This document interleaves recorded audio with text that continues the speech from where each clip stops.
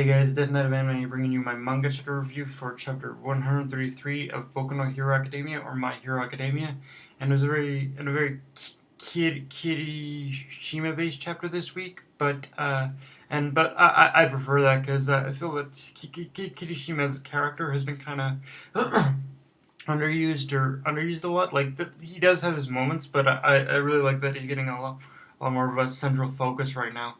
Um, the first thing to notice is that in the first couple of pages, we basically see him.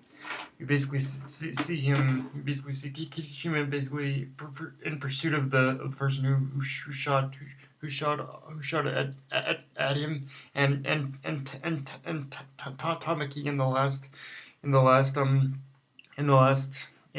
chapter. And the one thing I can note from that, and I guess it was pretty obvious at this point, is that I feel is that it show you can see how it's like I said before, how his how Ichiro's hardening ability basically protected him. So that proves that that whole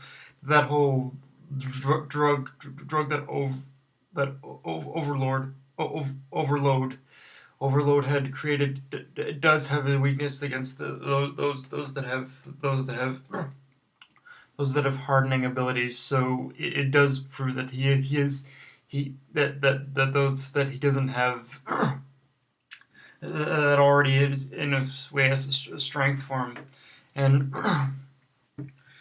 and we also, of course, as we also learn in this one, and after in pursuit of him, we learn that of course Tom Tamaki himself, he did in fact either lose or his quirk has been suppressed right now. So as right now, Tamaki is out of commission in this chapter. But I assume there's probably a way for I wonder if the drug is.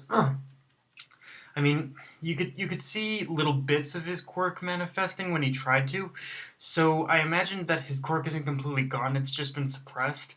And I imagine from that I can imagine that Overload's plan is in order to is to suppress quirks, and in the time that the quirks are suppressed, that would give opportunity for I would imagine that would give the villains the opportunity to in order to kill the heroes, because when the heroes are powerless, that gives the villains an opening a shot at killing them. Um, Also, in terms of the villains, after we see all the police rounding up a set of the set of villains who are responsible for this, you can see that there's a lot of hatred. Like, I guess it's obvious considering what kind of society they're living in, but you can see there's a deep seated hatred beyond just a super villain superhero type scenario in this superhuman society. Because I mean, I think it's something that was always there, but again, I think it was pushed forward even more with this chapter, when we're seeing the villains who were apprehended saying, just in order to shut up, you scum, or something like that, is what I saw. So you can see that the villain society is very it it's like they are villains, but they, of course, but they do have their reasons for hating the society that they live in. So that's one thing I've always loved about Horikoshi, is how he's able to make make characters who, who don't even have any who don't have any any characters who you think wouldn't have any relevance, that at least kind of push forward the message.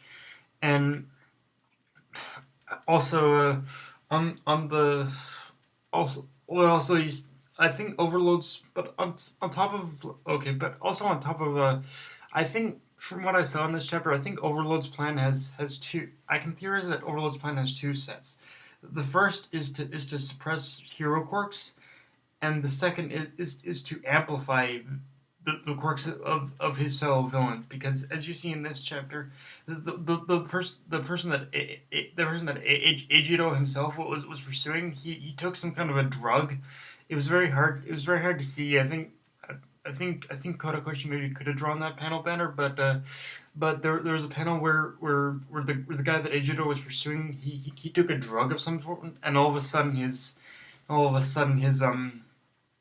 quirk was his quirk, which was only just bringing out blades that were like he said only as sharp as box cutters. Basically completely amplified that drug he took completely amplified his quirks. So I think Overload's plan includes A, suppressing hero quirks, and B, amplifying the quirks of the villains. So it would of course give them the opportunity to completely without the ability to use their quirks. The heroes, of course, would be completely powerless against the amplified villain quirks. So, yeah, I'm assuming that's pretty much what his plan is at this point. Um, Another thing I like is how like I again this chapter was very Ichiro focused, and I like that because it gets a little dot as he's facing down this villain guy with blades that's able to true blades out of his body. You can see that Ejido for the past while has been dealing with the fact that he feels he's inferior to all of his other classmates, and honestly, buddy, I think Ejido was way off base on that one. Like, just the fact that he's able to harden himself already is a cool enough. It already gives him an advantage over Overload's plan. So like, how is that weakness? But yeah, you can see he did have a lot of concerns about whether or not he was strong or not in order to compare to all of his other classmates. I guess I can understand the reason. Like for instance, like like all of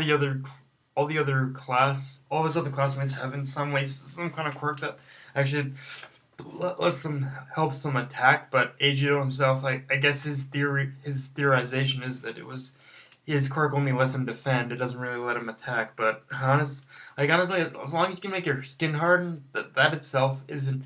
You can just use your fist as a weapon as long as it doesn't. You can use your fist as itself as a weapon. There's nothing wrong with using the good old fist to me, to be honest with you. But yeah. Also, that final note, that last panel. I have it here. Red Riot Unbreakable. That shit. Like, oh my god. Like, yeah, again, if Ejido's ever concerned about being weak, then I'm assuming he developed that during the quirk training in the last couple chapters, but damn. Damn. That shit is hype, and honestly, I can't wait. I can't wait to see to what extent his powers are amplified when in that state. Because, whoo boy, I think we're headed for some insane shit at this point. But yeah, guys, that's basically my review of My Hero Academia, Boku no Hero Academia. A good chapter. Again, it was focusing on Ejido, and it was focusing just a little bit on I believe of what Overload's plan is. Which is basically to weaken the heroes and amplify the villains. So yeah, it's a very dangerous plan, but it's a very dangerous plan if assuming of what I'm correct in. But yep, but yeah, that's my review, guys. If you'd like the video, like, comment, subscribe, or follow me on Twitter and Facebook. Death Net of Anime, signing off. Later, guys.